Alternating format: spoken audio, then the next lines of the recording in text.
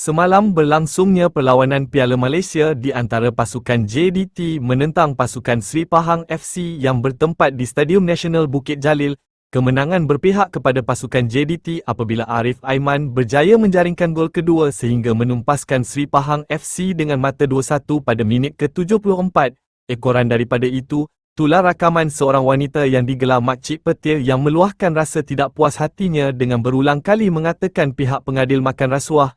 Tularnya perkongsian ini telah meraih perhatian para netizen. Menjengah di ruangan komen, pelbagai reaksi diberikan oleh netizen mengenai perkongsian tersebut. Tanpa membuang masa, mari saksikan video ini.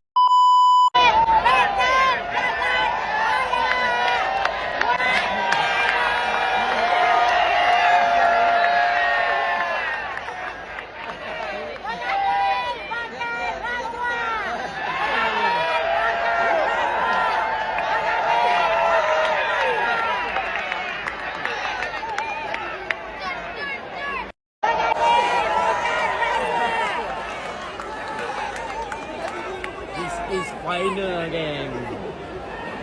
Macam-macam ragam.